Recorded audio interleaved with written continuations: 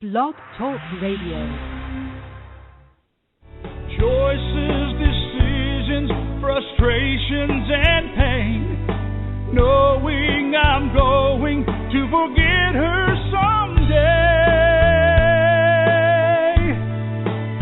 While I still can, I'll challenge all my loved ones, every friend, to look inside their hearts and understand that I will love them.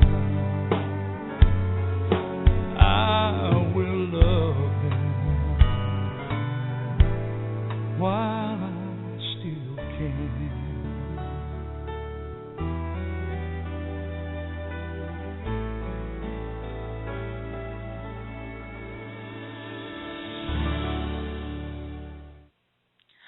Well, hello, everyone, and welcome to Alzheimer Speaks Radio. I'm your host, Lori LeBay, and the founder of Alzheimer Speaks, which we have the radio show. We have webinars called Dementia Chats, which are free. We have our resource website and our blog.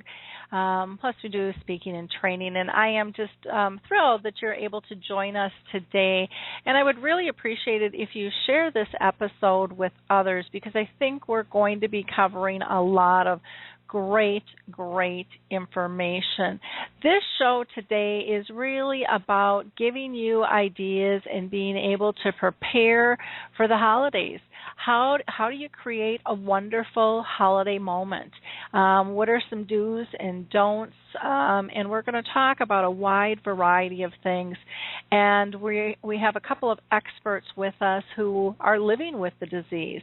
That'll be a great resource. But we also encourage you to call in and utilize the chat box and be part of the conversation as well.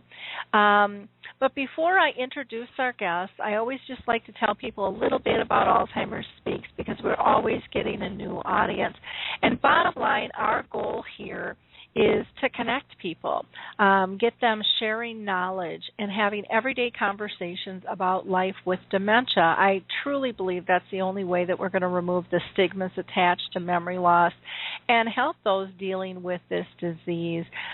Each person has the right to have a purpose-filled life, and we can all participate in that. So our company is really an advocacy-based company providing multiple platforms to shift our dementia care culture from crisis to comfort around the world. Again, we want to remove those fears and give this peace and calmness that we all deserve. And at our core, again, by having these conversations, I know that we're making a difference, because we were lucky enough to be nominated as the #1 influencer online for Alzheimer's by ShareCare, which is a company that Dr. Oz and Jeff Arnold started, which is how do I describe it? It is just a massive health and wellness online site, just full of wonderful, wonderful information. If you haven't gone there, check out sharecare.com.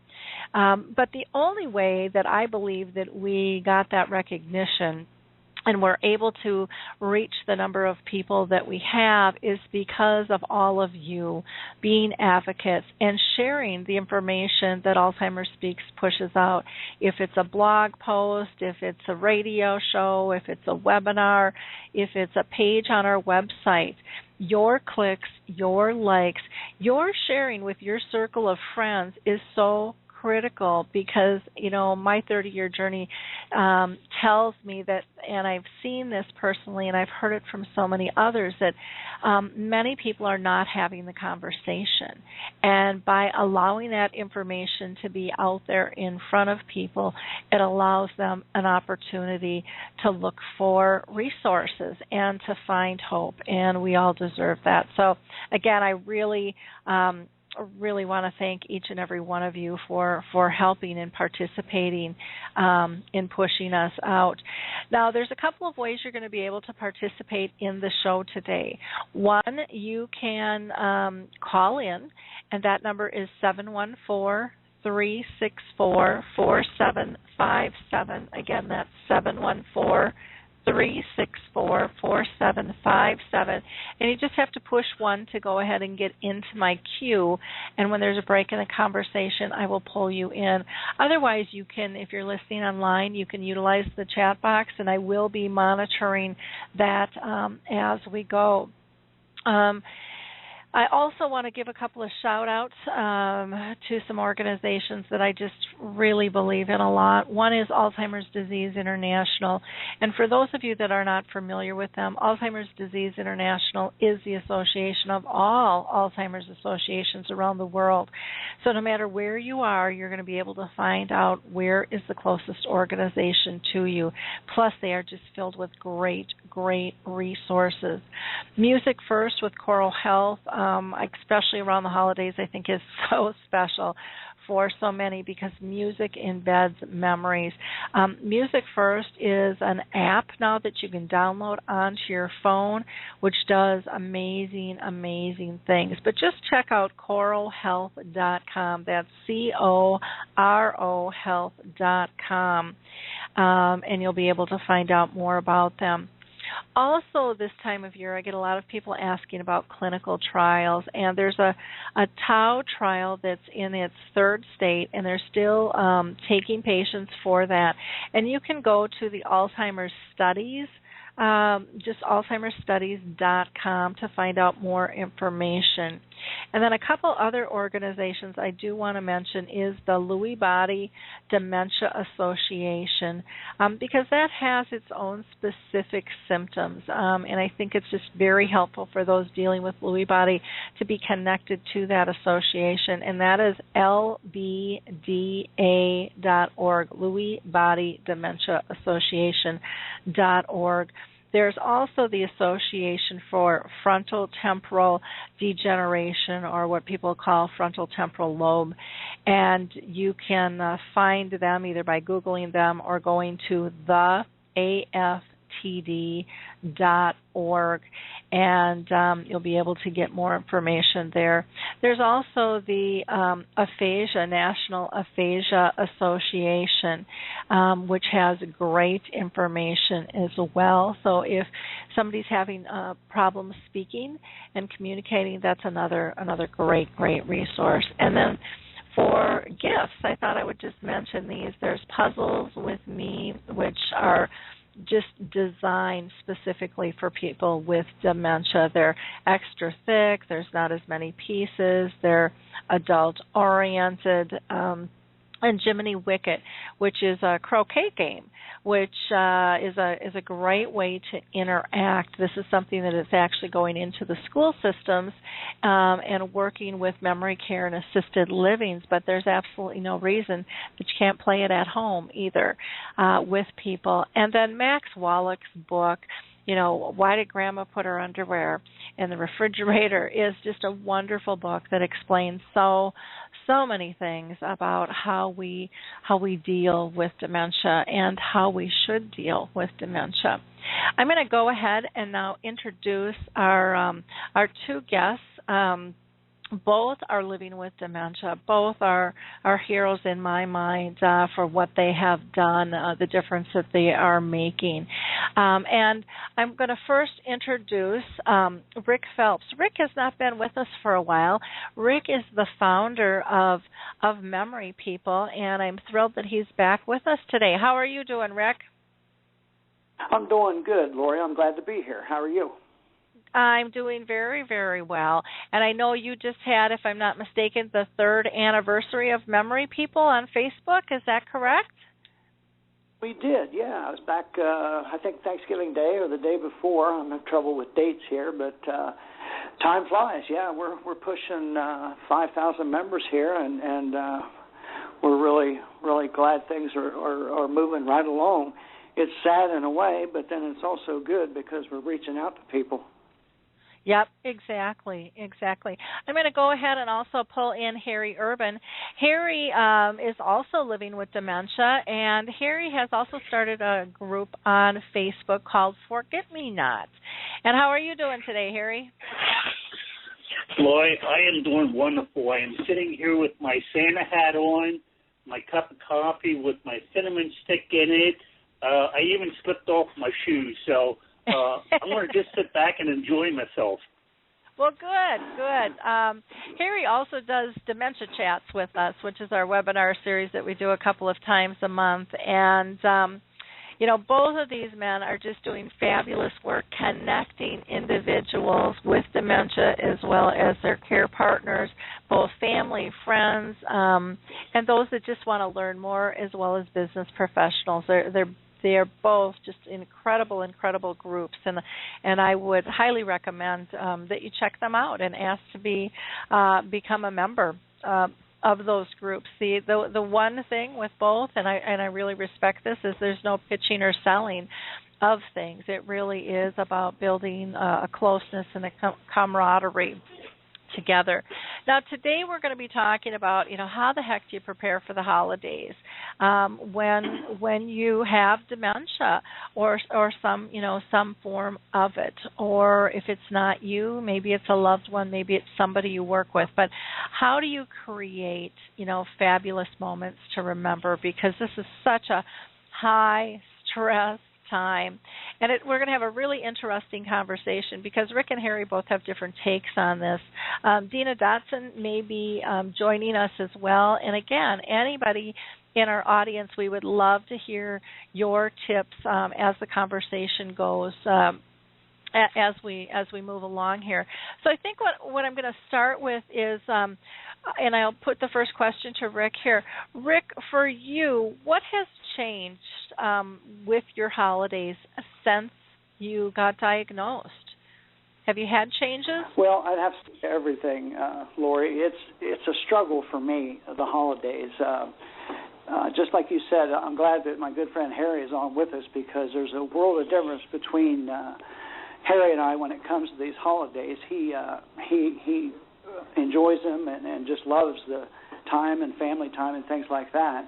And I'm on the other end of the spectrum. It's not that I don't enjoy family time or anything like that, but it's just my stress level starts about November 1st, the first week of November, and it ends about the end of January because, I just can't hardly take being around three or four more people. It's the conversations and things. Matter of fact, we just had Thanksgiving dinner here at the house last Thursday, and I think we usually have around 20-some here, and we've got that down to 11, which sounds terrible, but it's just one of those things, and even 11 people was, I had my stress moments during that time, so it is difficult for me, and I'm sorry about that for everyone that's involved in the family, but, I learned long ago I got to do what's good for me, not put on some kind of a show for anyone.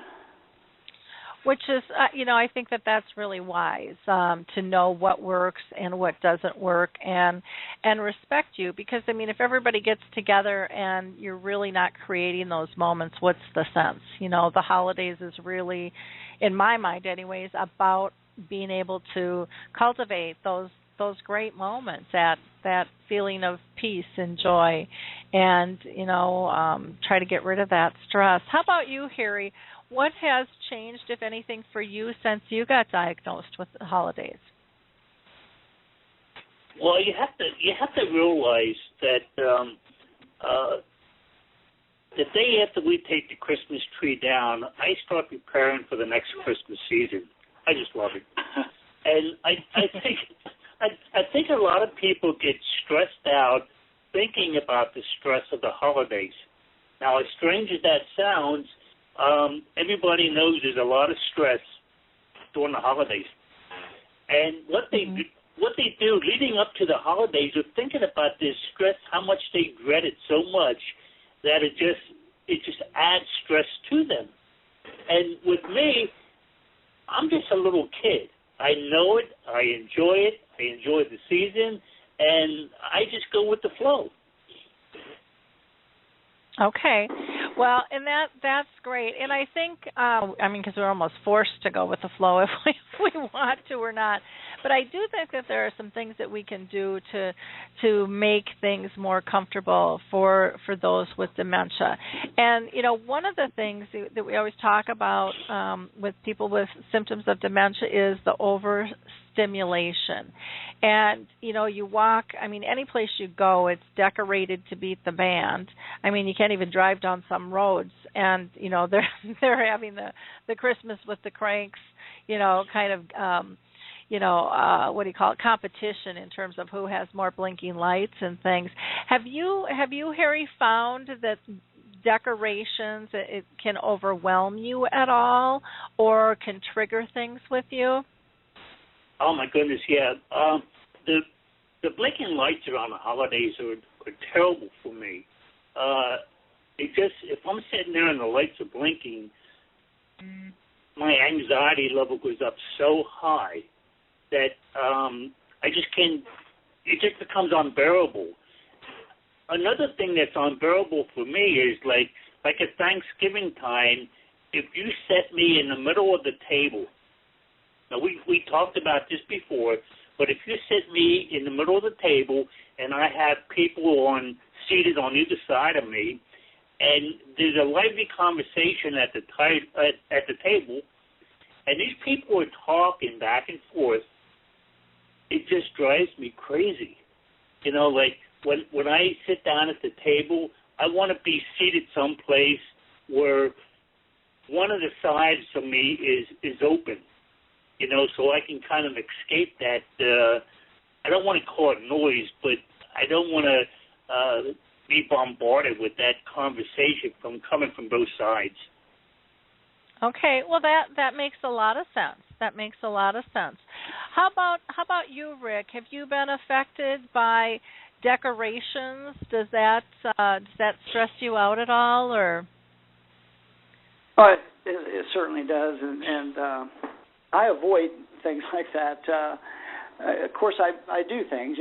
We have to go to the store and things like that, but I really avoid places like the huge shopping centers. I won't go there till probably March or something, and Walmart, like that. It's just, the crowds. I understand what it's all about, and I'm glad for everybody. 'Tis the season.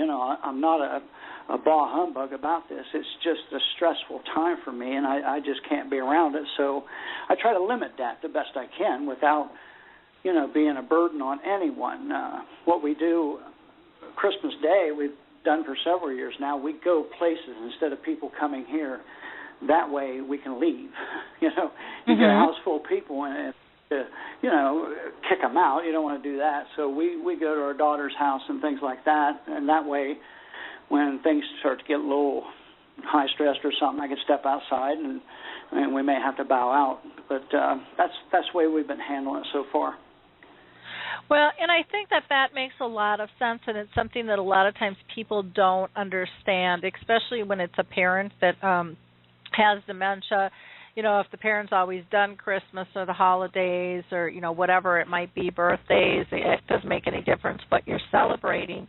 People a lot of times don't like to break that tradition, but there are really very good reasons to break that tradition, because not only is it adds stress on you, but it also adds stress on your care partner who's trying to pull all this stuff together and then make sure that you're comfortable and be able to, like you said, have that quiet time and be able to escape if that's what you need.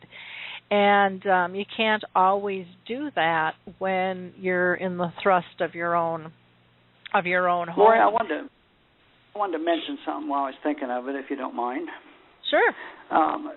Traveling is a big thing for the holidays, and I found out about 6 or 8, 9 months ago, I don't know whenever, but one of my last speaking engagements I had was in the southern part of Ohio, and it was an overnight stay, and once we got there and I did the speaking engagement, we spent the night. The next day it took me about 5 days to get back to what I could compare myself to being normal, and a lot of people don't realize this with their loved one having dementia, that they think they can load them up in the car and take grandma, 200-300 miles away and she'll just love seeing the grandkids and everything like that. And sometimes these feelings change. Dementia is a terrible disease, and it's not that the person doesn't love her grandkids. It's just that what used to be is no more, and that's what I get out of traveling. I used to do 2 or 3 overnight stays at a time with these speaking engagements, but I haven't even done a speaking engagement since then because things change.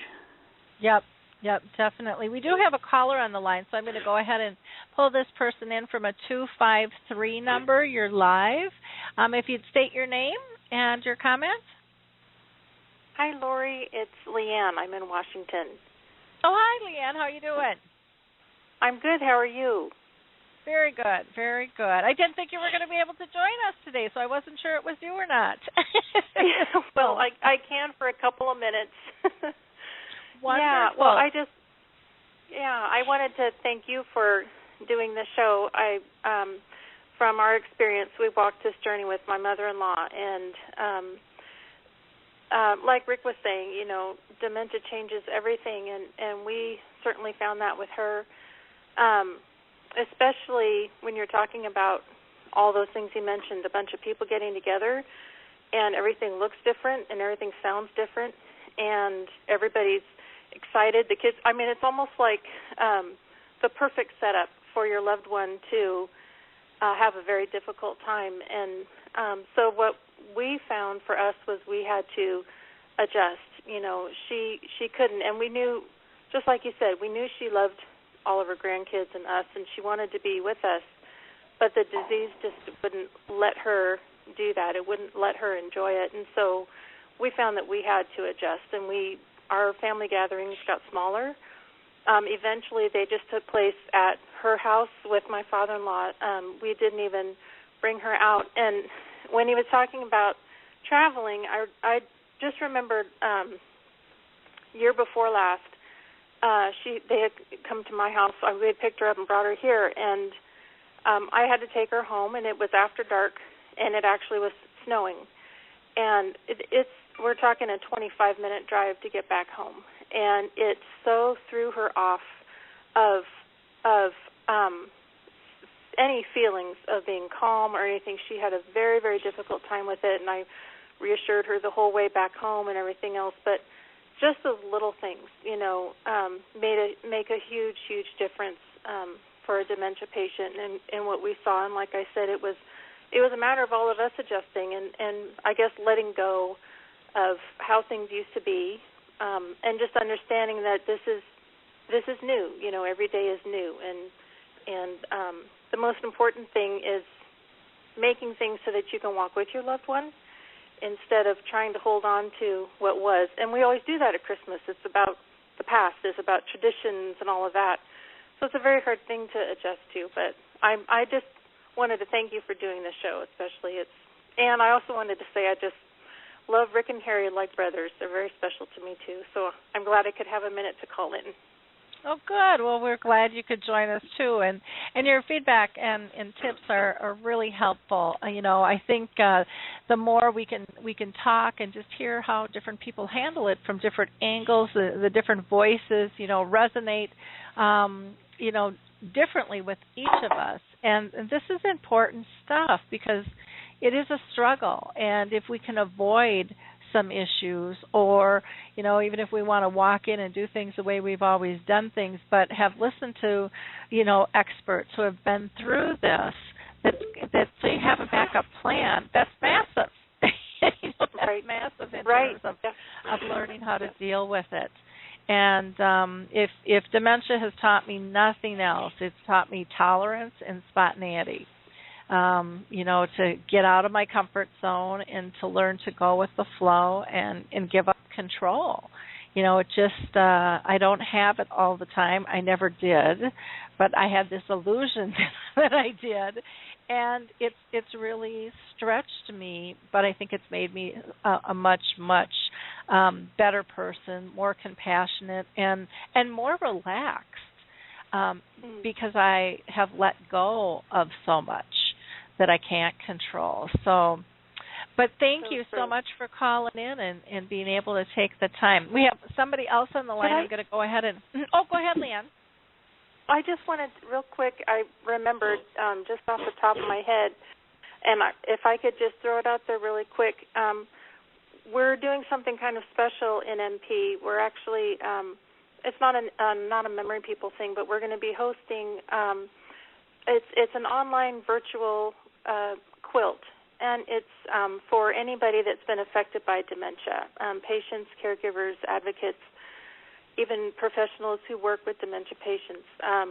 And I just wanted to throw that out there. We're going to be setting up a site for it, and people can come anywhere from anywhere in the world, anyone that's been touched in any way by dementia, and they can do a quilt square for their loved one as a caregiver for themselves or whatever. And so I just wanted to throw that out there. We're real excited about it, and it's just something that we can all, participate in. So we're going to be announcing it as soon as we have it up and running. Wonderful. Well, that's great. That's great. Yeah, definitely let us know. And if you want to throw me kind of a press release or an article, I'll push it out on the blog as well when you guys are ready to go with that. Thank you. Okay. Thanks so much, Leanne. Have a great holiday. You too. Bye-bye. Okay, I'm going to go ahead and pull in somebody at a 201 number. So 201, you're on the air live. Can you state your name? Hi, Lori. It's Michelle DeSocio. How are you? Good, good. Hi, Michelle. I'm glad you called in. Do you have some tips you want to share about the holidays? I sure do. I just wanted to remind everybody, I was with my mom during the week, and the usual small room I visit her in was busy. They were having a bake sale. Mom's in a nursing home, so we had to bring her into the main dining room, and the surroundings were not what she's used to, and the visit was just awful. She had such anxiety and fear, and the change in atmosphere was just terrible for her. So at the holidays, we've learned to adjust. The whole family, we all come in small groups. We go at separate times. We don't make a big deal about it. We do have a meal together at the nursing home. Like I said, we go in small groups, and we just work around Mom and make sure she's comfortable and let go of what used to be and enjoy what we have now. Oh, I think that's great. We do that with my mom as well, and I think that's just such a critical piece. And it was hard at first because we, like to get together and, all hang out. And so what we'll do a lot of times is we'll do something maybe short and sweet at the nursing home, and then go back to my house, which isn't far, where if people want to hang out and we can have bigger crowds. That's together. What we do later on. We all get together as a family, together after, without Mom, of course. We miss her, but it just doesn't work anymore, so we had to adjust to make it, comfortable for Mom. Yep. And sometimes my mom, a lot of times she's in her end stages now and has been for 4 years, but she sleeps a lot. And so she's not always awake and present when we're there, and we've learned to accept that and just appreciate when she is awake and present with us.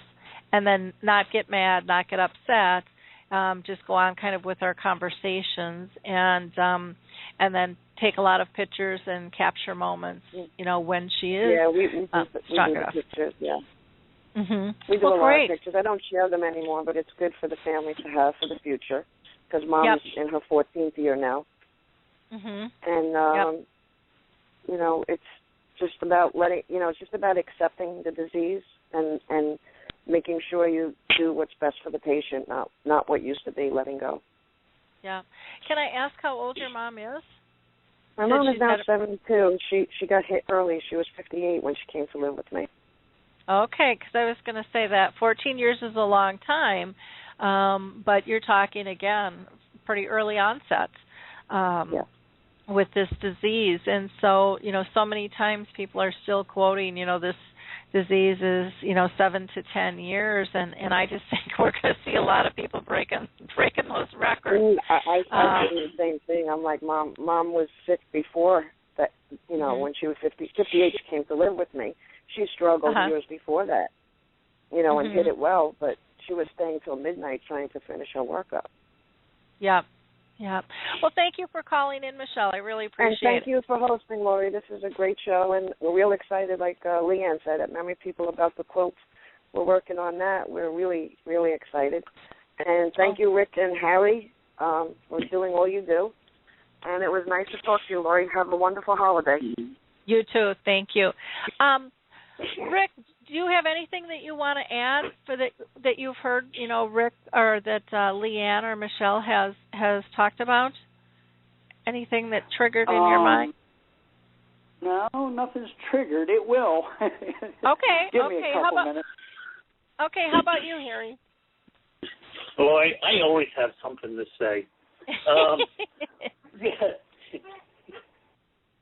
One thing a lot of people make a mistake doing is when you have a family gathering, they try to make their loved one the center of attention. They try to include them in everything, okay? And that's what builds up the stress level on me. Now, like at Thanksgiving time, if the women want to go in the kitchen and while they're cooking and chat, be my guest. If the men want to watch football or whatever, I'll join them for a while. But remember that I make it up, and I may excuse myself to go to my quiet room and be with myself. That doesn't mean that the family can still enjoy themselves and talk, but you don't have to make me. I don't have to be there. I don't have to be in the conversation in the kitchen. I don't have to be in the conversation in front of the TV or anything that. I love joining in when I can, but you have to realize that I need time away. Now, as long as everybody understands that, it doesn't matter how big our gathering is, as long as I can control it. Okay. Well, and I think that's a really important piece that you bring out, is that sense. We're all more comfortable when we feel in control, and a person with dementia is absolutely no different. And for whatever reason, sometimes we think that they are, and they're not. Everybody wants to feel comfortable. So, good point, Harry. Very good advice. We also have another person on the line here, and let's see. We've got somebody from it looks like a 725 number. So I'm going to go ahead and pull them in.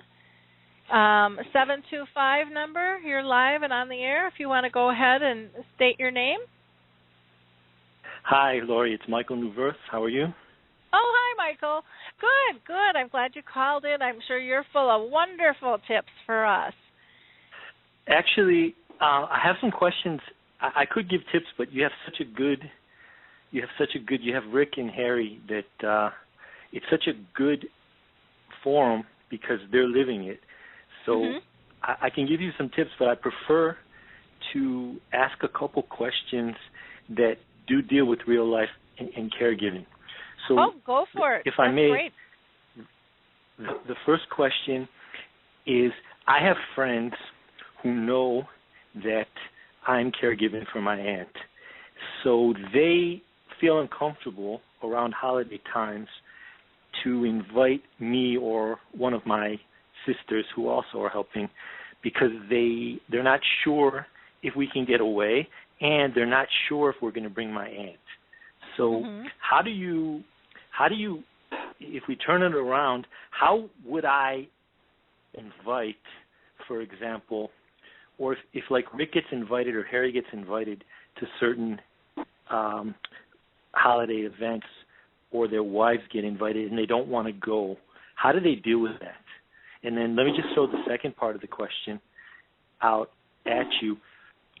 What do you do, for example, it's not a holiday, but it's similar. We didn't invite my aunt to a wedding because she's much later stage than Harry and Rick, and we really weren't sure what to do. So how do you deal with that as well? So I'll just throw that out to Rick and Harry and see what they have to say. So let's start with the one on the aunt. Okay, so you didn't invite your aunt to the wedding. So Rick and Harry, how would you feel if and when you're not invited to someplace? Does that bother you? And Rick, I'll let you take that first. Well, it certainly doesn't bother me at all. I've been I'm sure I've been left out of some things, and that's fine. Everyone in my family and all my friends here locally and what have you know the situation, and it's just. I think what Michael's getting at, he's wondering if the patient's feelings would get hurt. I can't speak for his aunt, and I can't speak for Harry. I would never do that, but I can tell you that mine never does. It doesn't. I don't feel left out if I'm not invited to something anymore. It saves me some stress. It really does. It sounds like I'm a hermit here, and that's not the case at all. But I really have to pick and choose, or me and Phyllis June has to pick and choose what form or what I can do at any given day. Even we don't make plans, Plans is right out the window. If I had a plan to go out for a Christmas evening dinner with some couples or something Saturday night, I'd start worrying about that today because that's just how this disease works, and I just can't deal with that. Okay. How about you, Harry? Do you ever feel left out if you're not invited? I don't think so, Lori. I think it has a lot to do with the stigma with this disease. Now, who wants to invite somebody with dementia to a wedding? Number one, I'm not going to slobber food all over the place, and I'm not going to make a fool out of myself. But that puts extra stress on the host of that party because they don't know. So what I do is I try my darndest to get rid of the stigma that goes along with this disease. That I'm safe to invite any place. That I'm not going to take my shoes off or anything like that. But I'm going to have a good time, and we're going to talk and everything else. But if I'm excluded from something, it doesn't bother me at all. Okay, I'm going to make a comment because my mom was invited to a wedding, and something kind of funny happened, and the wedding party was so gracious. Now my mom was kind of mid to late stages of the disease. And this was a very, very close family friend. And my mom, it came time to go up for communion. And it was a large, large wedding. So they had 5 different places to get communion. And my mom went from one to another to get communion. And, people were kind of watching and seeing what was going on. There was absolutely no harm done. And then on her way back down the aisle, she was thanking everybody for coming to her daughter's wedding.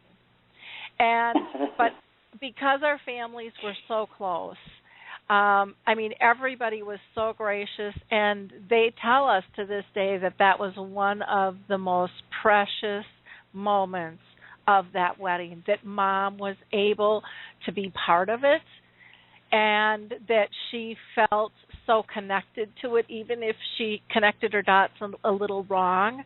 It was just really beautiful. Both bride and groom's family were just so gracious. They just didn't wig out. It wasn't about control. It was just about one of those special moments. Like if you had, a small child who's, supposed to be, at my wedding, we had, one of the little kids was supposed to be throwing out the rose petals and forgot to do it, and then all of a sudden realized and then just kind of dumped the bucket, all in one thing. You can get mad, or you can just remember how sweet and how cute that was. And go from there. Michael. I wanted to touch on something what Michael said about being invited or not being invited. I think the best thing to do in cases like that is to be very truthful with people, as him being a caregiver. Don't make excuses for your aunt. Just tell these people what's going on, and if they don't understand that, well, they should. You're probably not going to get invited anywhere if somebody doesn't know that. I know I would never get invited somewhere somebody doesn't know I have dementia. So Phyllis June explains it to them and the situation, and that's just, it doesn't do any good to make excuses for me, because it is an excuse. It's a disease. So that's what I try to dwell on also. Yeah, and I think that's a good point, too, that, if people don't understand, you don't want to set your person up for dementia to be embarrassed or uncomfortable. That's not a good thing either. So I think to be honest with the situation, and you can monitor it, but again, knowing what's what. Now, the other part of your question was friends feeling uncomfortable, inviting you because they're not sure what they're going to get as a package because you're taking care of your aunt. Again, I think it's really important to, just be up front. And Michael, would it ever be possible for you to invite them over, for a small gathering to be able to see your aunt and be able to really get a feel and maybe remove some of that fear of what this disease is all about?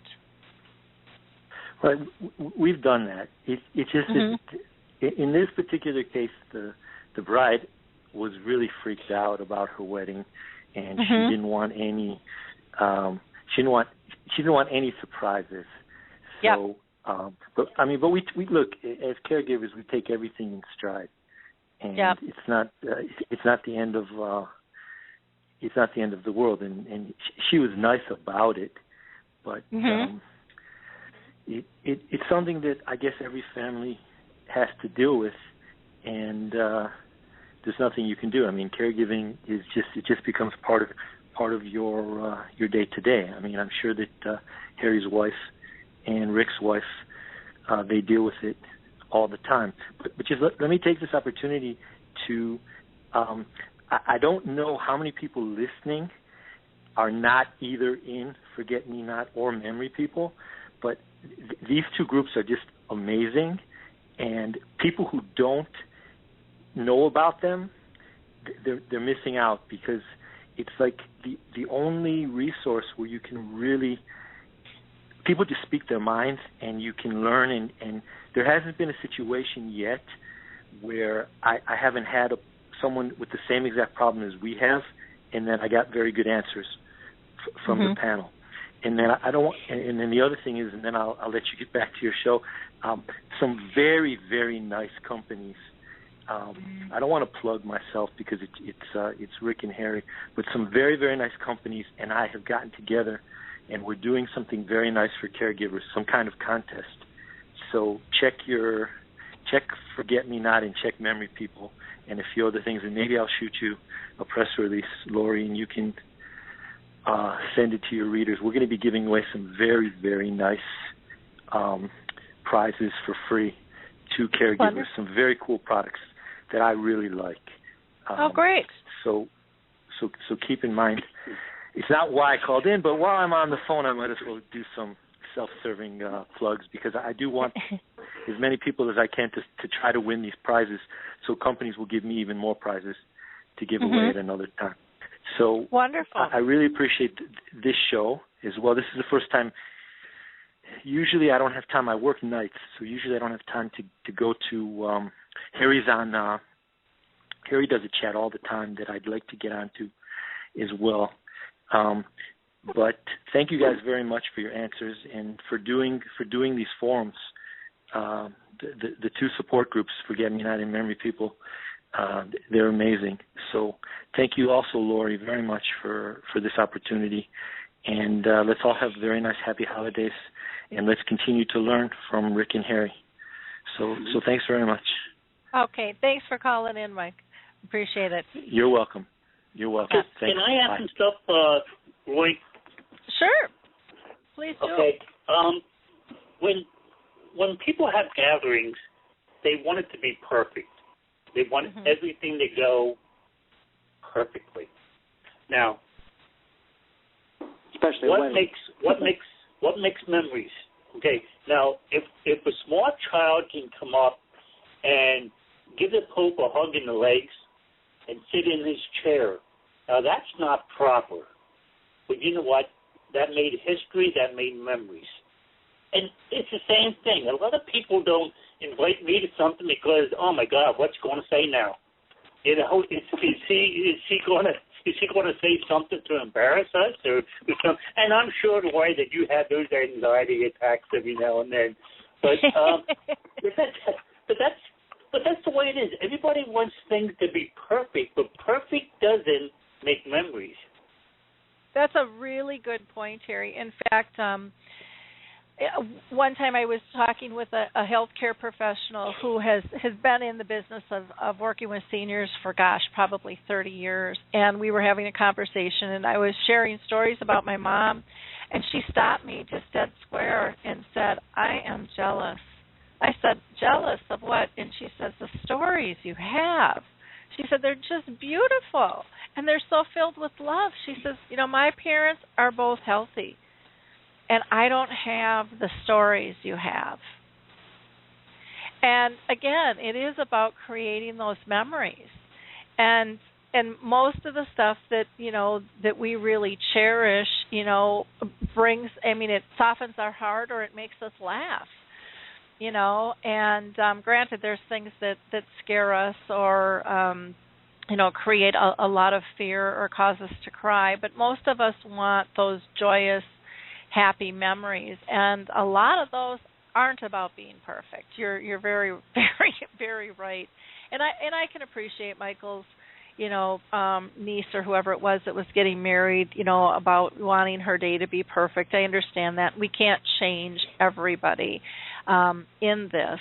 And there's times, too, that you also have to figure out, is this going to be, comfortable for the person with dementia? There's been many things we haven't told my mom. Like, my mom doesn't know out and out that I'm divorced or that, my brothers are.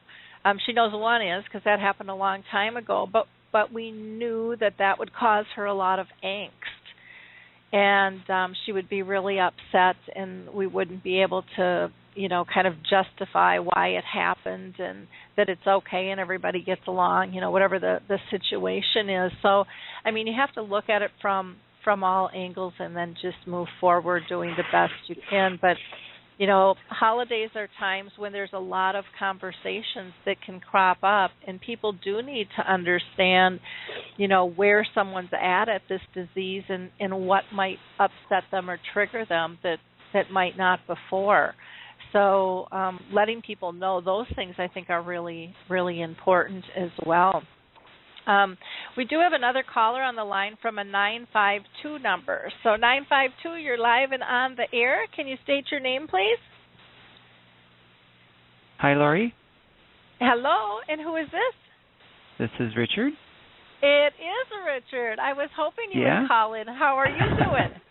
Very good. I just happened to get your message in between some stuff at work here, so I thought I would call in and wish you a very happy holiday, and I hope everything's going well with your mom.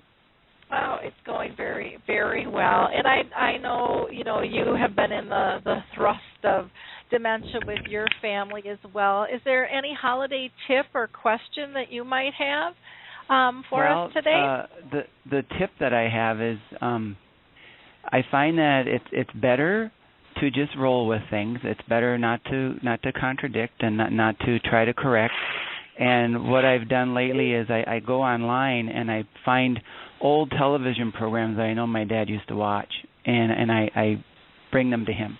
And the bigger ones are the Christmas ones, the Perry Como and Lawrence Welk and Andy Williams and all those shows that are online now. And so he'll sit and watch those, and he'll think it's like, it's like today. And he's very contented. He's not argumentative. He just enjoys it. And so I find a little peace in that because he is so content with it.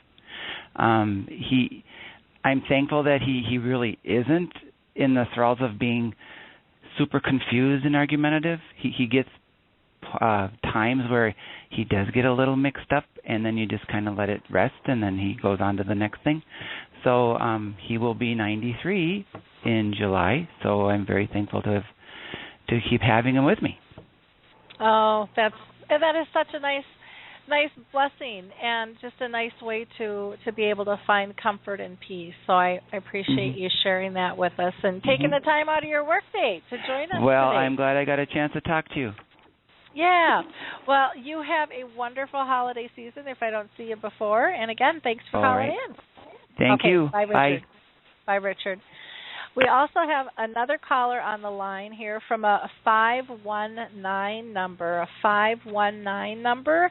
Did you want to state your name? Hello? Hello. And who do I have on the line? Lori? Yes. Is Hi, this Bacchus? Is this Lori? Yes, it Tim is. speaking. How are you? Good. Good.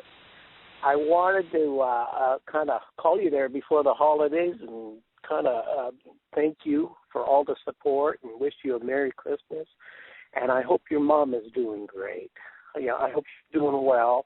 I know the journey you're on is, and again, I hope you're doing good too. Yeah. Well, and I thank you for all the support. Oh, well, thank you. Do you have a tip for people? You were on this journey a long time with your mom in terms of how to create a wonderful holiday. I think the big thing is just having family around. That is so important. Like the grandkids, the younger ones. I know my mom enjoys them so much. So that's the one I'm going to be really concentrating on, making sure she's there with family. And they come and visit. And that's good. a great grandkid. Yeah, that's not just the grandkids, but the great-grandkids, the little ones. So that's the important part. Yeah. How about you? For me, I think my mom, likes pets and she likes kids, but, for us it really is trying to be on a one-on-one basis more so. For those of you in the audience that don't know, my mom did have a grand mal seizure about 2 weeks ago, which is a big change, but she seems to be doing okay. Again, she's in her end stages, and so she's not able to communicate with us a lot. So, just going and sitting with her, and I might be talking, way more than her because she's not able to, and massaging her hand with some lotion, or caressing her face, or playing music. She loves Frank Sinatra and all the Christmas stuff. She might not be able to sing anymore, but she can get those hands tapping and her head shaking a little bit. And every once in a while she'll do a little shimmy for us too that kind of comes out of the blue. So, it's just all about making connection in any fashion. Yeah. It's so precious, Lori. It's just amazing. And you know what? They know it. She knows you're there. Oh, Definitely knows it. Wow. No, just to update you, we've got another song, and we're going to be pushing it just like Still a Child. So hopefully I'll get it to you soon. Wonderful. Wonderful. Sounds good. Well, we'll have to set up a time to talk a little bit more so we can help get that pushed out. Okay? Thank you, Lori. Yeah. Okay. Have a good great holiday. Have a great holiday. Yeah. Bye-bye. You too. Bye-bye. Let's see. We have somebody on the line from a 202 number. If 202, you're live and on the air. Do you want to state your name? Yeah, my name's L.A. I'm calling in with a tip based on, I guess, a personal experience of mine. I noticed my mother, she's 87 now, was suffering from, I guess, dementia. And what I did, and she's a retired nurse, registered nurse. What I did, because I thought about just her past medical history and diet, and I was talking to a friend, and then I went on YouTube. This was about 2.5-3 years ago, and I read up on dementia, read up on Alzheimer's, where it's most prevalent in the world, and nutrition. So essentially what I did was I took over her diet, and basically she wasn't drinking that much water, so I started making sure she was hydrated, and then instead of eating processed foods, I got her to eat more raw foods and living food drinks. I got a juicer and we're in Florida, so you just go outside, pick whatever and juice it. And what happened was, she was on prescription medication heavy at that time too. Anyway, to make a long story short, just by getting her properly hydrated, taking her off of a high-fat diet and a processed food diet, her memory sprung back. She got more physical energy. She was bedridden, got out of the bed, and started driving her car again, just by doing simple things of making sure she was properly nourished. Fresh water, the right water, and raw foods and living foods drinks, which I basically picked, got it out of the ground, juiced it, and gave it to her. So it might help somebody listening. Well, wonderful. Well, I appreciate you calling in with that, because there are some forms of dementia that are reversible. And so, and dehydration can be huge. Vitamin deficiencies, thyroid problems can all, add to memory loss and problems, symptoms of dementia. So that's great. And if people want to look into that further, there's all kinds of books on nutrition, and raw foods is something that not everybody is familiar with. But it's just a holistic way of trying to deal with something. And in your situation, it worked really well. So congratulations. That's fantastic. I appreciate you calling in, Ellie. Thank you. Bye-bye. We've got another caller here. I'm just going to pull in from a 603 number. 603, you're live and on the air if you have a comment or question.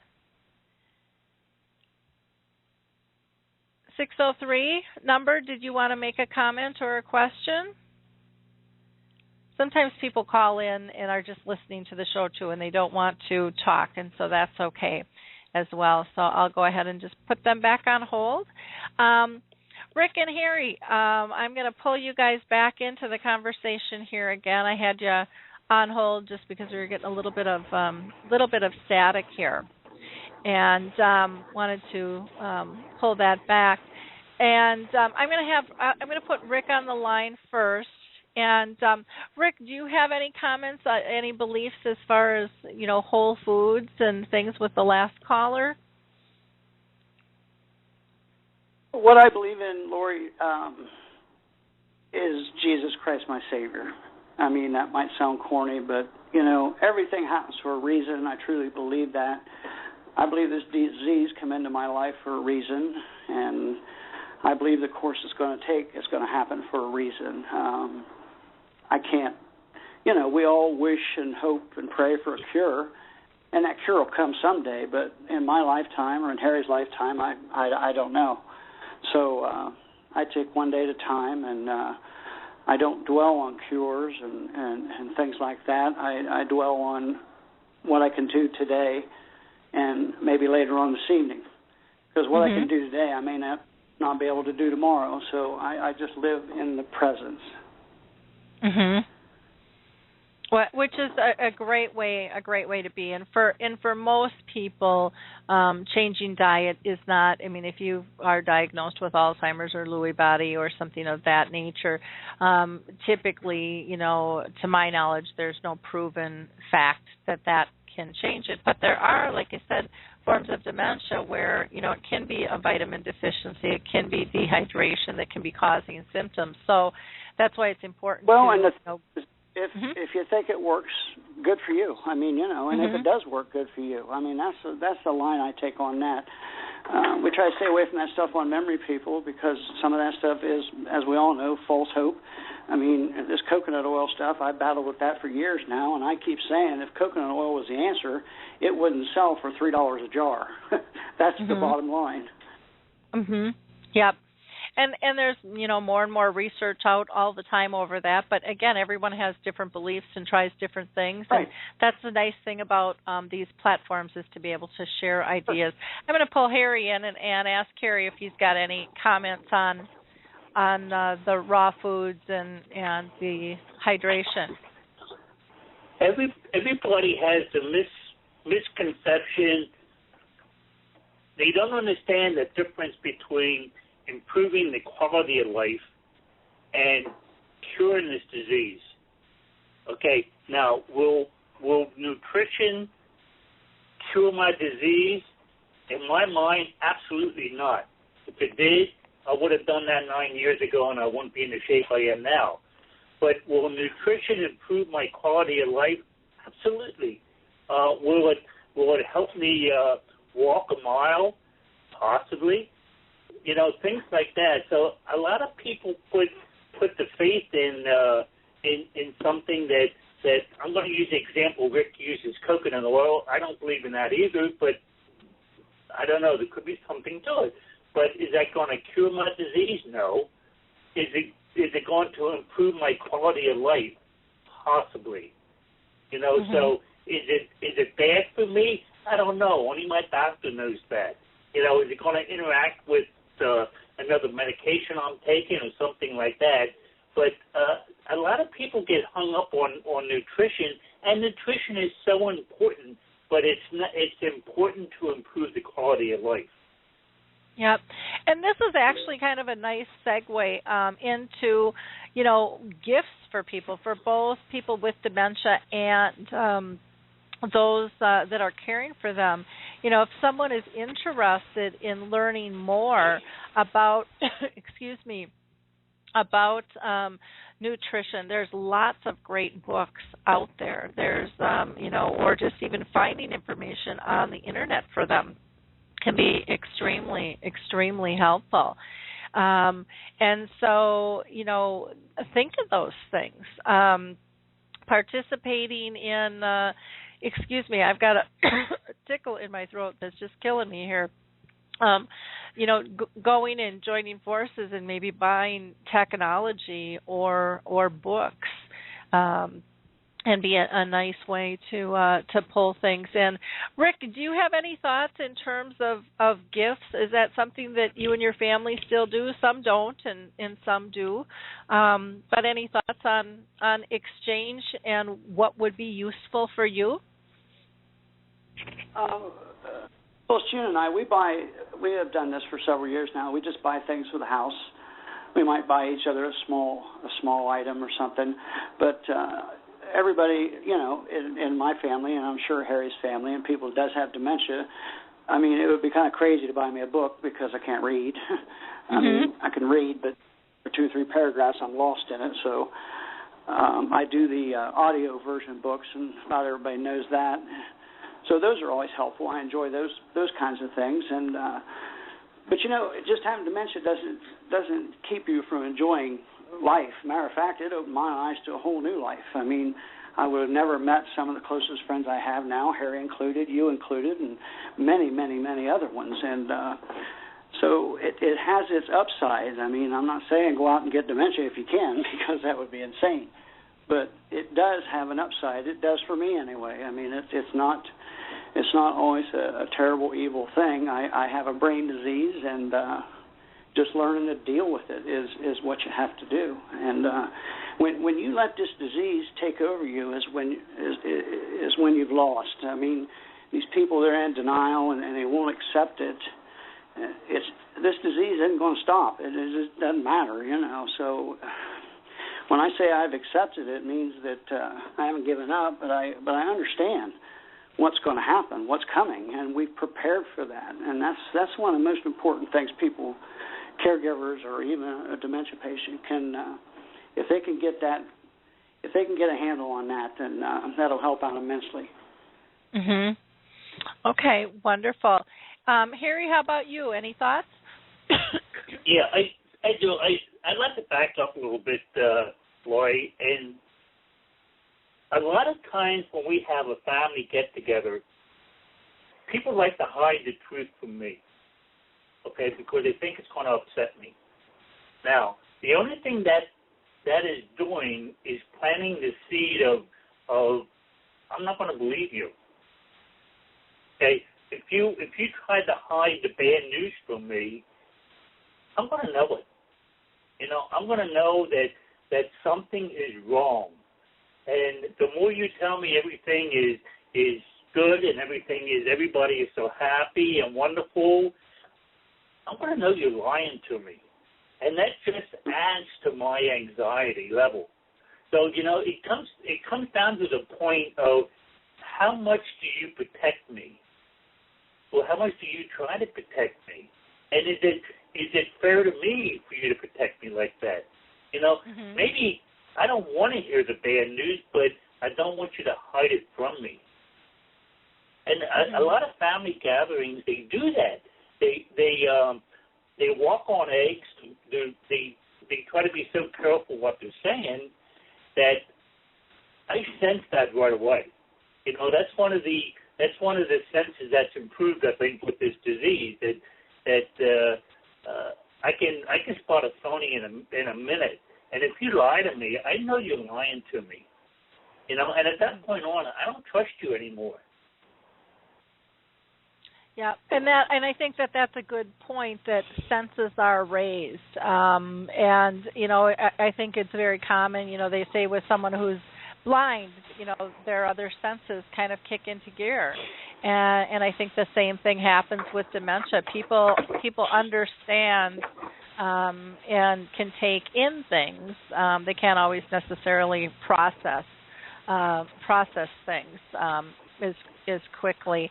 Can you give us an example by chance in terms of things that you would want to know about that people try to hide, Harry?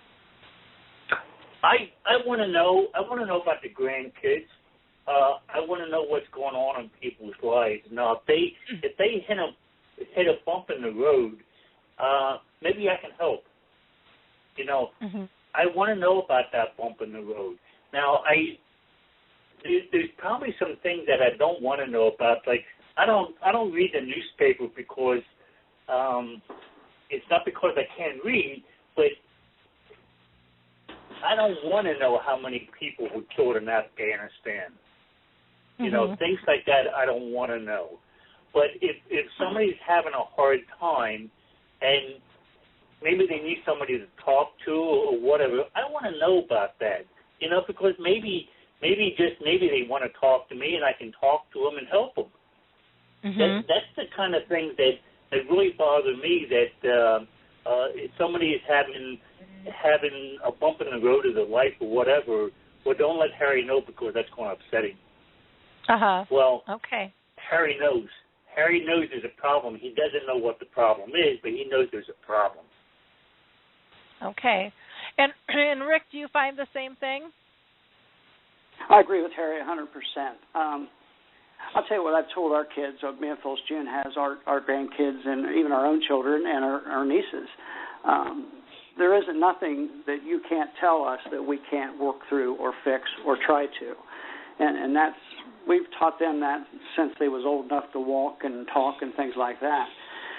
But I take that a step further. Since I've got dementia, I may not be able to do the things I used to do, but I can still help out, like Harry said, in many, many ways. And even as far as, the kids in our family, they know I have dementia, but some of the younger ones don't know the degree of it and things like that, and that's fine. But if they ever want to know and if they ever have questions, I don't want to keep this from them, because I think it's very important for them to understand what's going on and what's going to happen, because it's inevitable. So keeping things out in the open is very important to me. Like Harry was saying, if you keep things from me, but you got to realize I'm in a maybe mid stage, I suppose, or something. But I can understand the later stages where people do keep things away.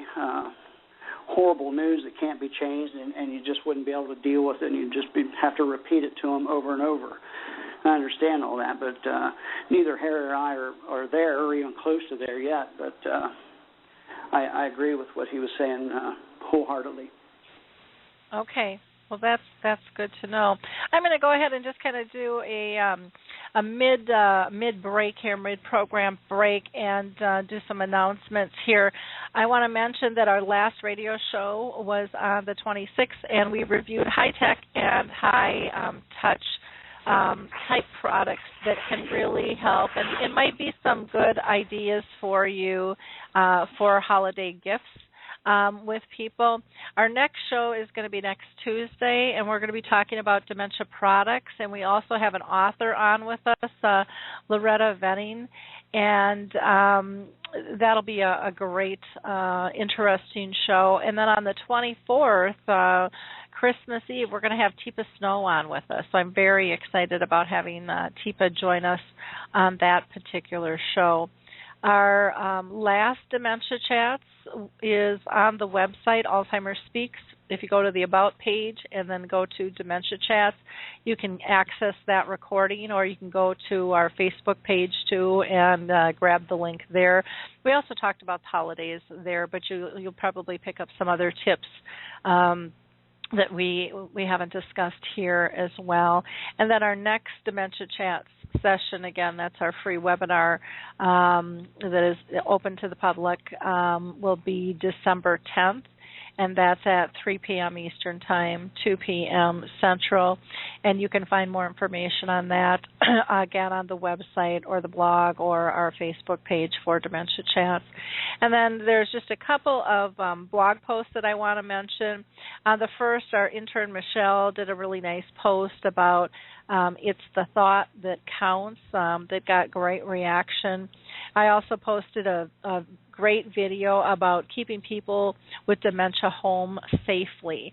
And it just has some really, really great tips there. And there's also an article on the 26th about the Thanks Project, which is something that AARP was doing. That was just kind of a neat thing. And even though it was for Caregiving Month, I'm sure you can still go in and access it and put your note of thanks to your care partner out there.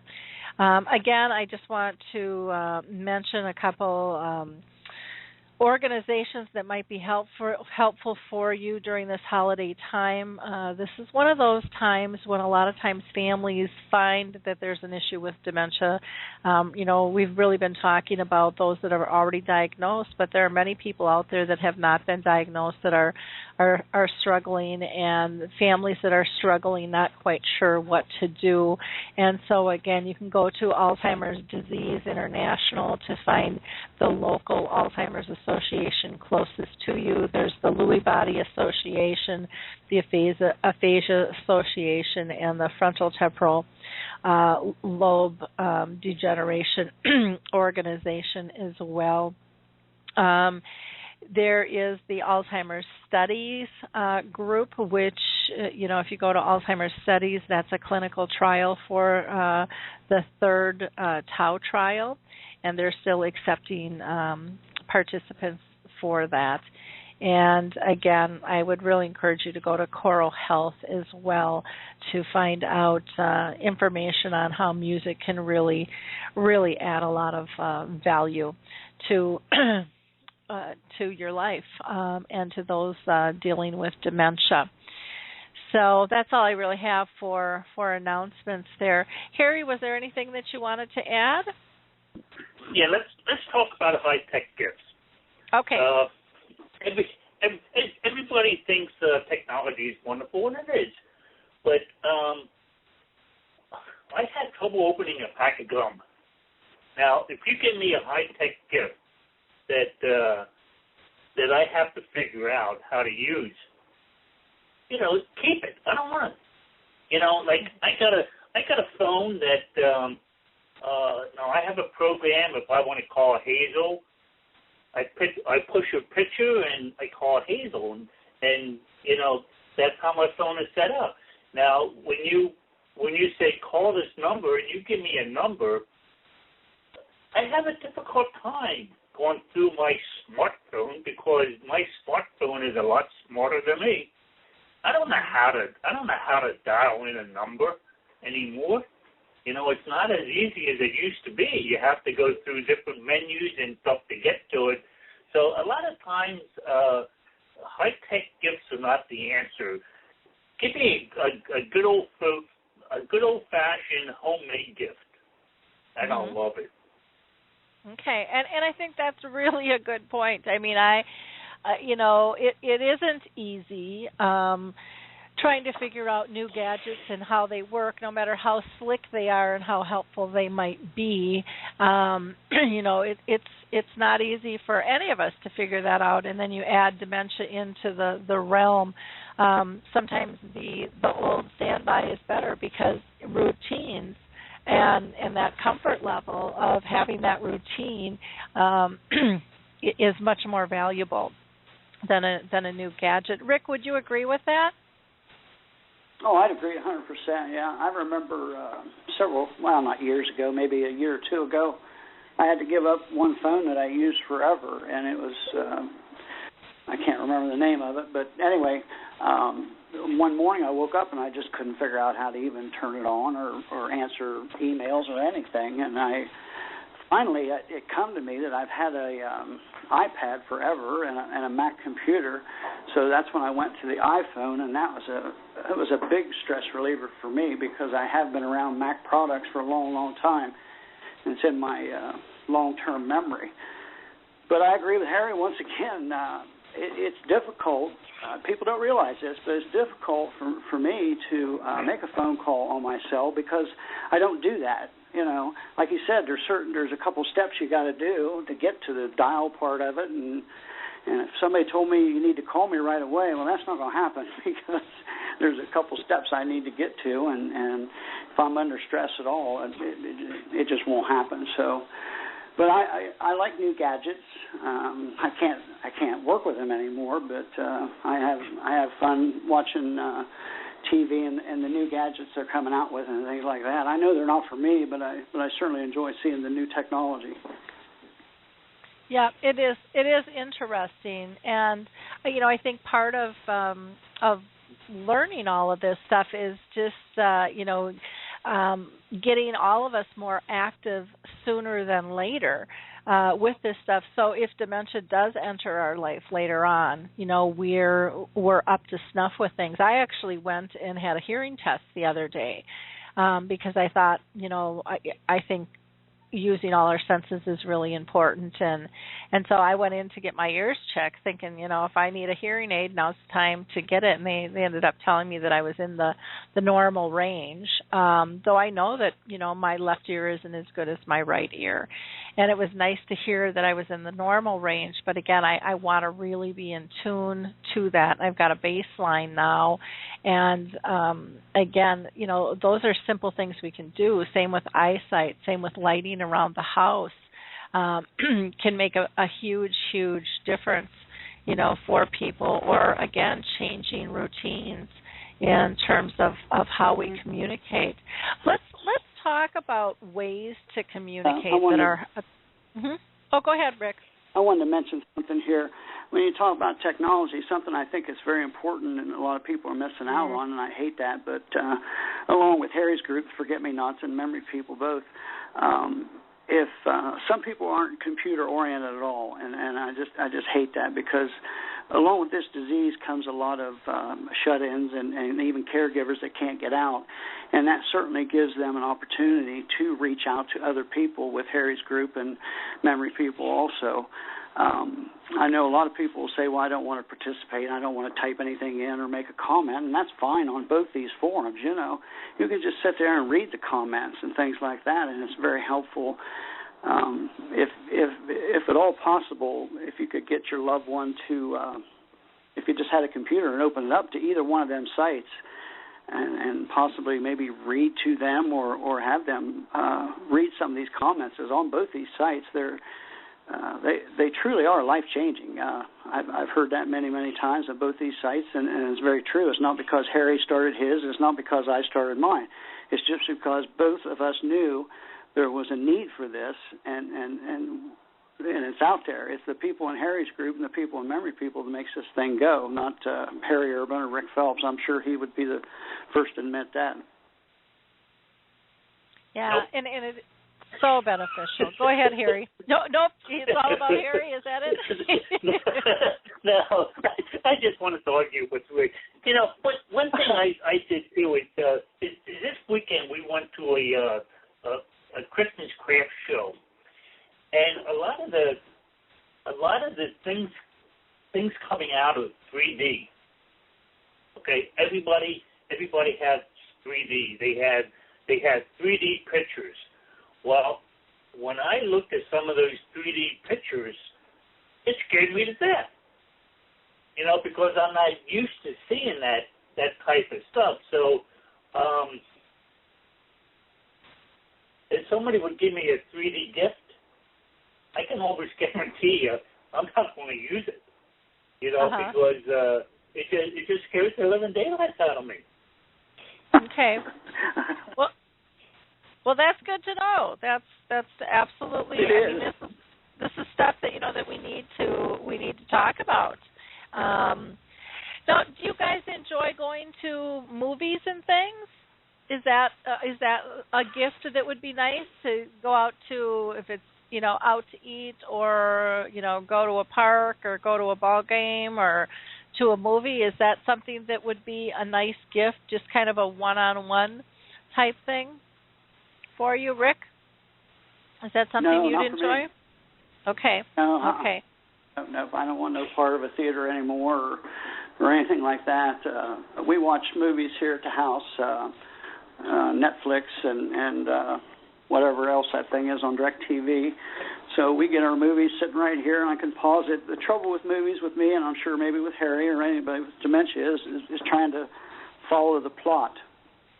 Mm-hmm. And even an hour show, I have to pause it several times and look at Phillips Jones, and I'll say, who is that, or what happened, and things like that, because I just don't have that retention to remember what started at the beginning and halfway through the show. It don't matter if it's Survivor or some 2-hour movie. I just don't have that. So going to the show would be a total waste of money for me, and it wouldn't be a very good gift. Okay. Well, that's good. How about you, Harry? Is that something that you would enjoy? No, I agree with Rick. I watch very, very little TV anymore because, like Rick, I can't follow the plot.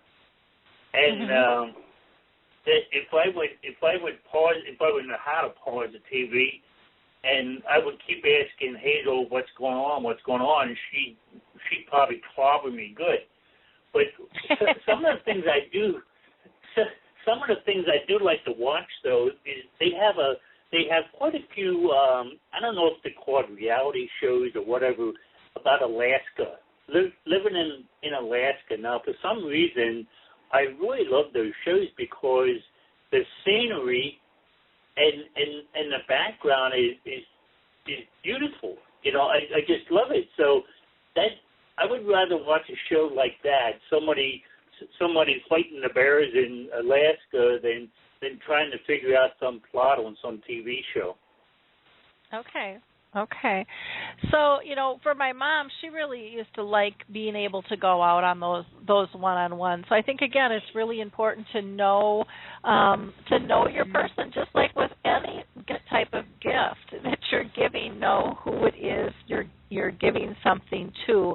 Because I think a lot of times we tell people, these one-on-ones are important, but a setting and environment is critical. To make sure that one-on-one it works, for the two of you. And, it might be sitting at home, watching a movie or playing cards or just chatting or going for a walk or whatever. It doesn't make any difference, but know the person that you are, that you're spending time with, and go from there. Maybe it's working on a project, and they're going to help you out with it. With me now, Lori.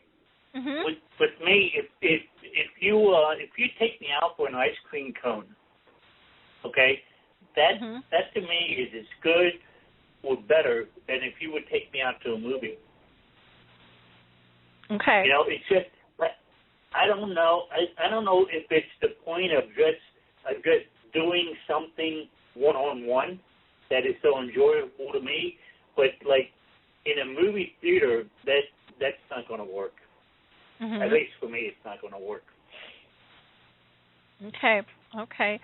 Now, what about around food and beverages? If you've got a get together, how does that work? Is it best to be served, or do you like buffet style? Do you have any issues with either of those? And Rick, I'll let you take that first. I don't do buffets because once again, there's always a bunch of people around buffets and things like that. I like to sit in a booth. When we go to a restaurant, we always ask for an out-of-the-way place because I have Sam, and we don't need to do that, but it gives me a sense of security anyway, just being off the beaten path as much as we can be. But I don't order off a menu because I get confused just looking at a menu. I always know whatever restaurant we're going to, I know before we go in what I'm going to get because it's that simple for me. I just get what I always get, and everybody says, "Aren't you tired of that?" And I'm like, "Well, no, because we don't eat out that often." So, but eating out is a very stressful thing for me. It really is because you deal with decisions all the time. You know, do you want a booth? Do you want a table? Do you want ice water? You know, it's just question after question, and it really is, once again, a stressful thing for me. So I know exactly what I'm going to get when I go into a restaurant before I even hit the door because I just that works for me. Okay, and for those of you that don't know, Sam is Rick's dog, his dementia dog, that goes with him wherever he goes. And so some of our listeners might not know who Sam was, so I wanted just to kind of clarify that. How about you, Harry? Do you have a preference for being served or doing buffet style during the holidays? I have to be served, Lori, simply because if I would pour myself a cup of coffee, I have problems telling when the cup's full, so I'm always spilling things. As strange as it sounds, like if we go to a buffet, I have trouble putting the food on my plate. Now, for some reason, I don't know why that happens, but when I get back to my table or whatever, Halo says, "My goodness, what is that?" You know, because it's horrible. You know, because it's the way I stack the food on the plate. But if we go out and we eat and I'm served, it's not that I want to be served, but I just can't serve myself. You know, a lot of times when we have a family get together, Hader would say to me, "Would you like me to make a plate for you?" And as much as I hate to say yes, you know, she knows that I want to say I'll get my own food, thanks, but she knows me, you know, and that's one of the important things. You have to know your loved one, what they can do and what they can't do, and don't make a big deal out of it. Just do it. Yep, exactly. For my mom, you know, the buffets got really complicated. So if it was in a restaurant or if it was in my backyard when we were having a party, she would start 4 or 5 plates and she'd put one down and then she'd see something else that she wanted. And so that would get really, really complicated for her. It wasn't so much the people around her, is all of the choices for her would get to be too much. And so, you know, we changed that where I would just go up and get her a sampling of everything and bring it back, and that worked better. In a restaurant, you know, Rick says, you know, he knows exactly what he wants and he's getting it. My mom always liked to make a choice, and she always liked to still look like she was reading the menu even though we knew she couldn't. And then it got to the point where I would ask her if she'd like to split a couple of things with me because I couldn't make up my mind. And that worked out really well because then we had 2 plates of food, because sometimes when she would order, you know, as the disease progressed, when she would order, by the time she would get her plate, she would say, "Well, that's not what I ordered." And so I'd say, you know, I could now say, "Well, you know, we decided to get these 2 things and share them because I couldn't decide." And then she was always okay with that because that was helping me out. And that worked really, really well. It was just a nice, easy thing, easy way for us to work it. So really important stuff to know where and how things are you know, being served, and what is comfortable for somebody with dementia. The other thing is, as the disease progresses, they might be more comfortable with finger foods than using utensils. And, that's just a real simple thing to be conscious of in terms of what types of food you're having for somebody. And Harry, do you have any problems using utensils at this point, or you're still good? Yeah, I'm pretty good at that. I miss my mouth every now and then and get it on my shirt, but that can be expected. Anybody that gets old has that problem. But one of the things that I guess I don't know if I ought to apologize to Rick for or not, but it was one of the highlights of my life. During the convention that memory people had up in New York, everybody went out to eat. Now, when we all decided to go out to eat, that was very stressful for me. But I broke up the stress for me by telling the waitress that it was Rick Phelps' birthday, and of course after we ate, I had to make my way down to the table to sit beside Rick, and they came out. The waitresses and waiters came out, and they had balloons and a little cake, and they were singing "Happy Birthday" to Rick. Well, the look on his face was priceless.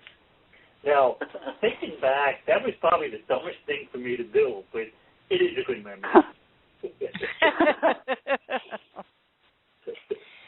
And how does that stand in your mind, Rick?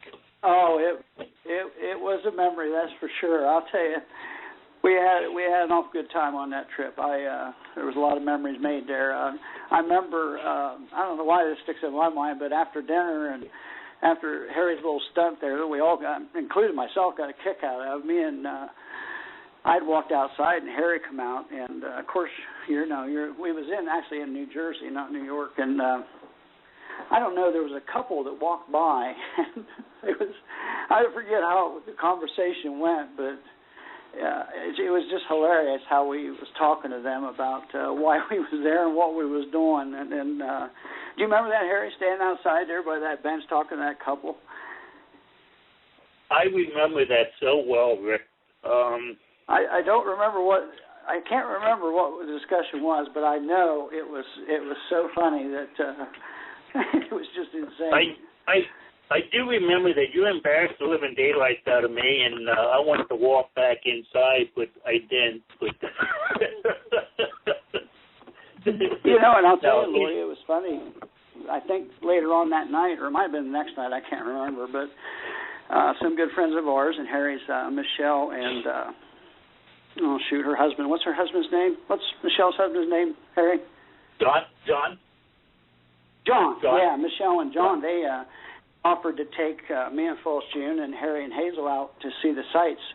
It was about 11 o'clock or midnight or something, and things had calmed down around New York, and go out and see, all the sights in New York City, and I had to say no to that, but I was so glad that Harry got to go, Harry and Hazel, because I know that was one of the highlights of his trip there, because he got to see the Rockefeller tree, and God knows he loves them Christmas trees, so that put a big smile on me and Phyllis June's face. I was so glad that Michelle and John did that for them, and my hat was off to them to be able to do that.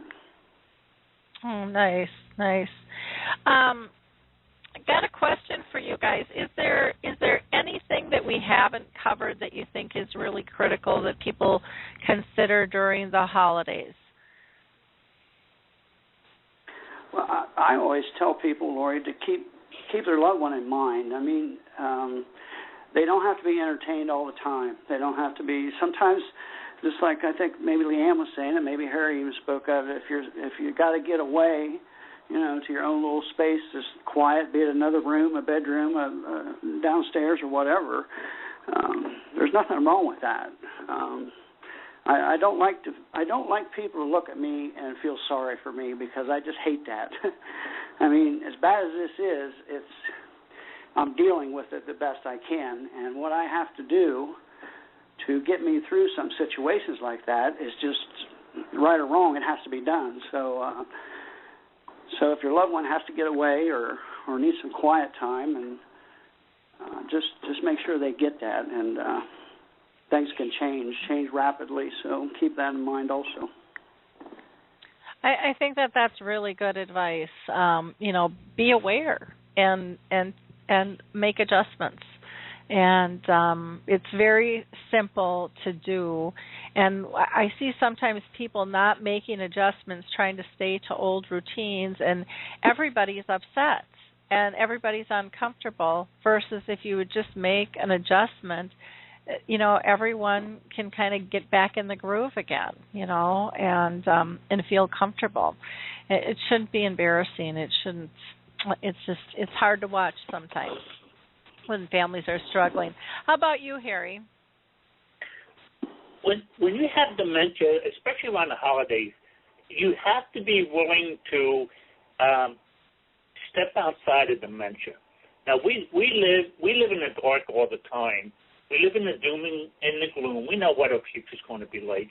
But around the holidays, it's time to step outside of that and just enjoy yourself. If you do something wrong, if you say something wrong, go with the flow and don't let it bother you, because the simplest little things affect us so much that it can ruin our day. But if you just take the attitude that this is the way I am, the people around me that know me and love me, they know me the way I am. They know every now and then I'm going to say something stupid. I'm going to do something wrong. I always have something to say.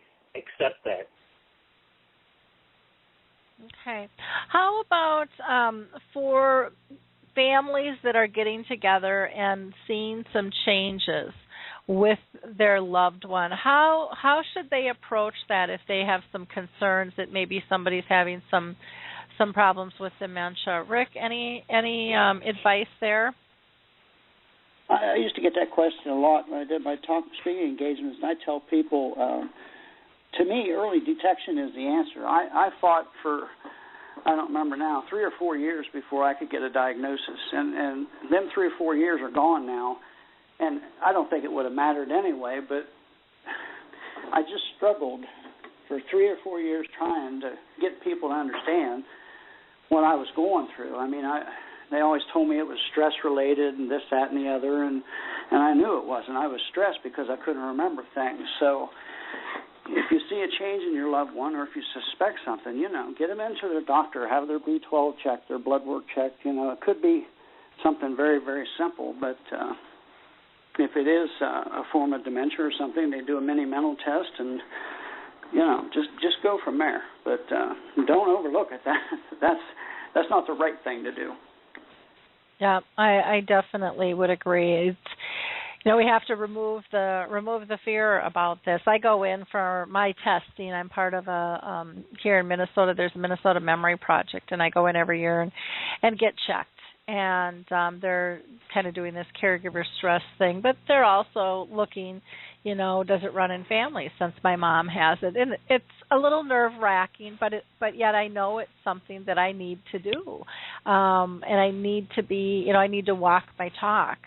And because I'm going to want help as soon as possible if it would hit me, and as much as I don't want it to, I think it's so much better to be proactive in everything that we do. With that, are there any little tips that you can give people in terms of communicating with you? We've talked about being in a quiet area, smaller groups, one-to-one, is great.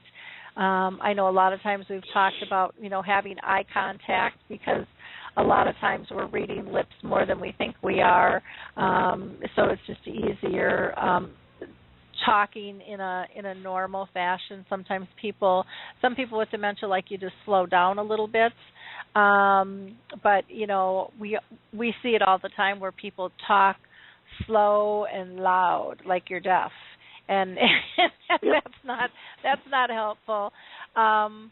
giving you guys time to be able to respond, giving those extra few seconds, and just letting it be quiet can be another very helpful thing. Are there some other things that are helpful when communicating? Rick, I'll throw that to you first. Well, I'll tell you the thing that bothers me the most, and I can't ever get it through anybody's head, but asking compound questions. Asking 2 or 3 questions in a row, and that's just not good for me. And because I'm not going to remember the first one, let alone the third one or something. I'll get confused. And also, Lori, a lot of times, I don't know if everyone with dementia does this, but I find myself agreeing a lot to things that I have no idea what's going on. And it's just easier for me to say, oh, yeah, or yeah, I know, or whatever.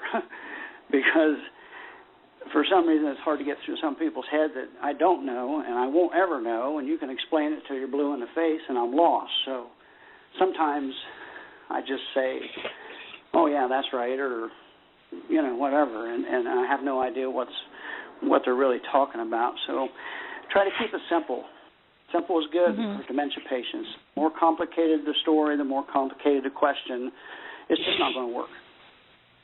Yeah, and that's a really good point. And a lot of times people don't even realize the complex question or directions that they're giving people, And, somebody broke it down one time at a conference, like when we say, just go make yourself a peanut butter and jelly sandwich.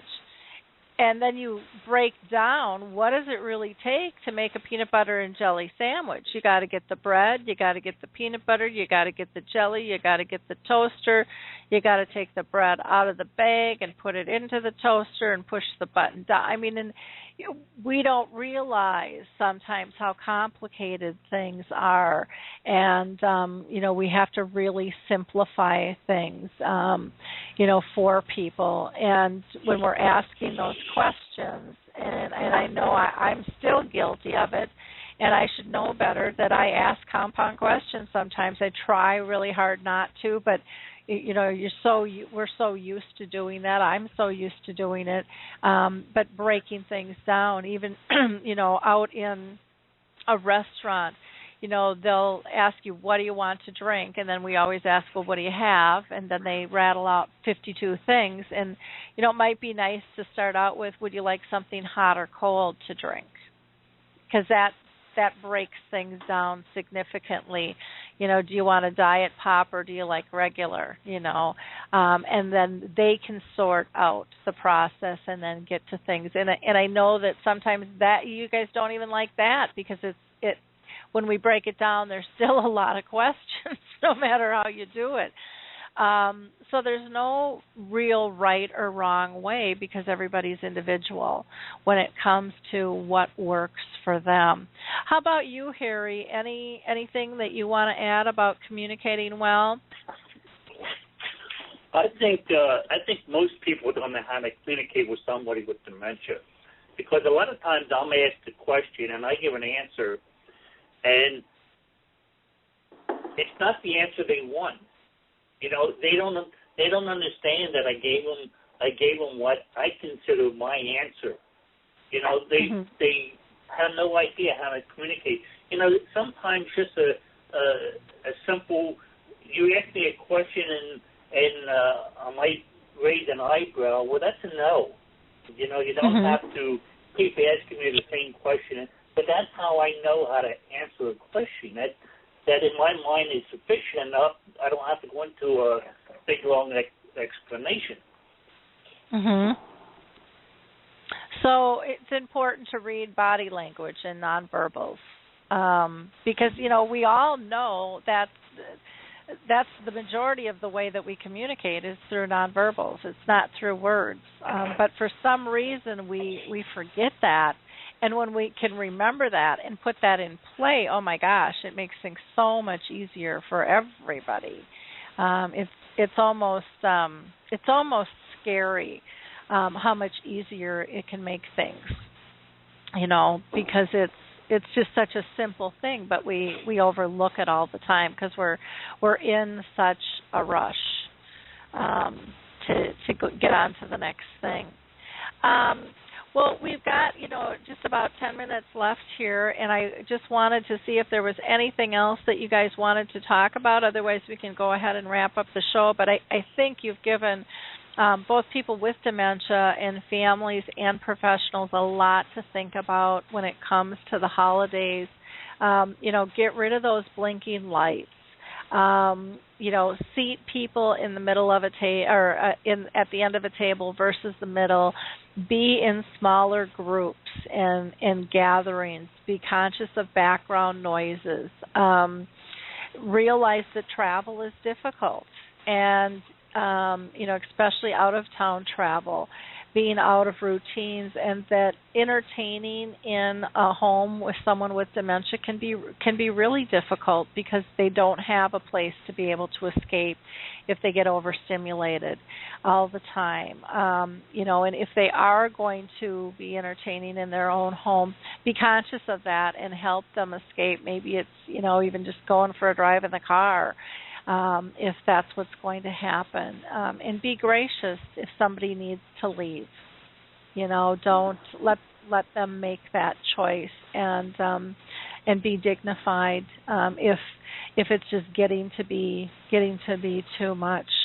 But I just think you guys have given so many great tips. I appreciate you both being on the show today.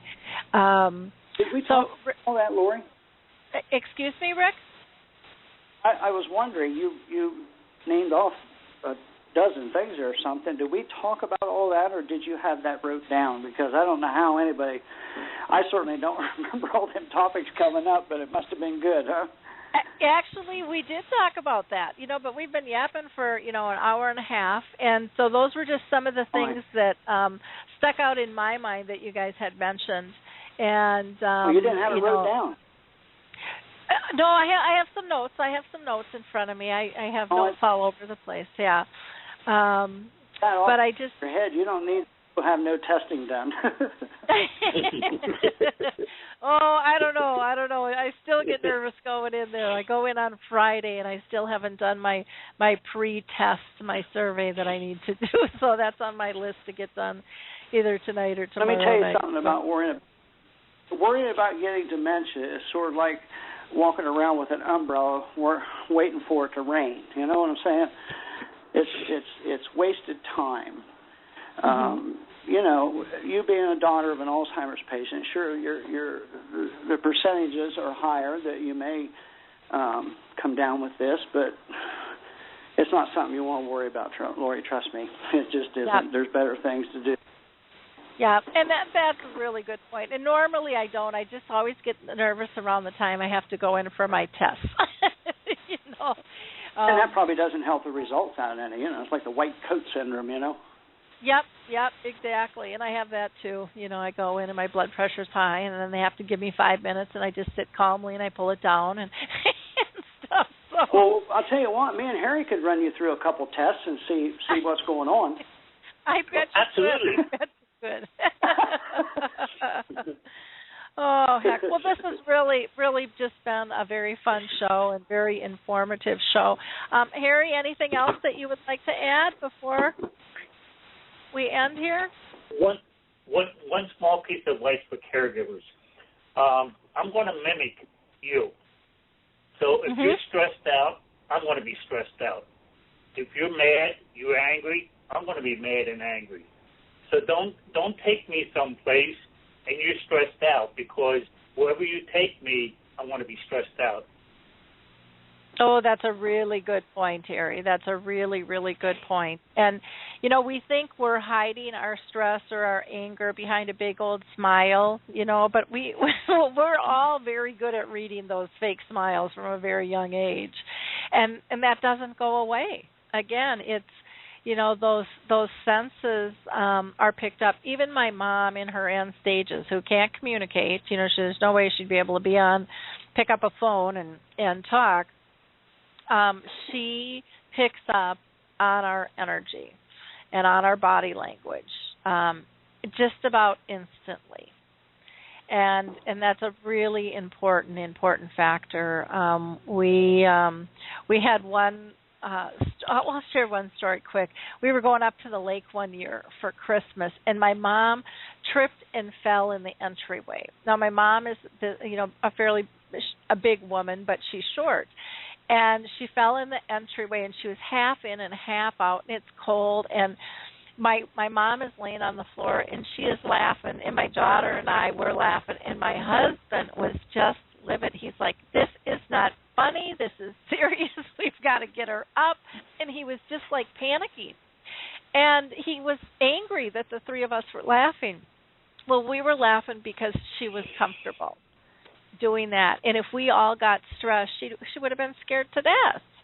And, so it's really important to know and to appreciate those factors, and that was that's a funny story to all of us now in terms of how we reacted and how silly my mom was on the floor. Even though she had fallen, she wasn't hurt. It's just a really precious memory, and it sounds really goofy of somebody falling on the floor could be a special memory, but it really was because we were engaged and we were safe and we were happy together. Exactly. And that's really all that matters.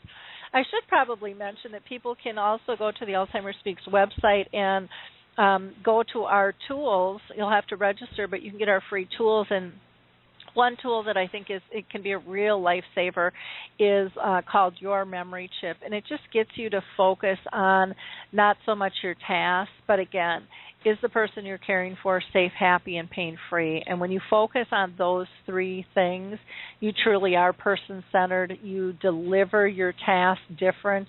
You become more flexible. You let go of things that bugged you before. And your time together is just much more quality time spent together. And I think you're able to create memories, find the joy that maybe you overlooked before. So, again, we're going to go ahead and wrap up the show. I want to thank everybody for their participation today. It was really fun having all the callers call in as well and give us tips and make comments and ask questions. And to have Rick and Harry on the show was again, just a joy to hear you guys bounce things back and forth because you're just loaded with such great information. If you are a Facebook person, again, I would highly recommend that you check into Memory People and Forget Me Not. Just put it in the search bar and ask to become a member, and you'll see what Michael was talking about, why these groups are so effective for people. You will instantly be embraced. And pretty much 24/7, if you've got a question, there'll be somebody that's online somewhere around the world that you can chat with. And that, I think, is one of the things that is so special because the bonds that are built are so strong, so instantly, because you're having real conversations that matter. So thank you again all for being part of the show, and have a wonderful holiday. We will have our next show again next Tuesday. We're going to be talking about some dementia projects, and we're going to have an author with us. Also on the 10th, we'll be doing dementia chats. And if the need is still there, we'll continue to talk about how the holidays are going, because we learn new things every day with this disease, and it's all about sharing. So thank you again. And with that, I'm going to go ahead and end the show. Thanks, Harry and Rick. Thank you. Bye Thank now. you, Lori. Merry Christmas of you. You too. Bye-bye.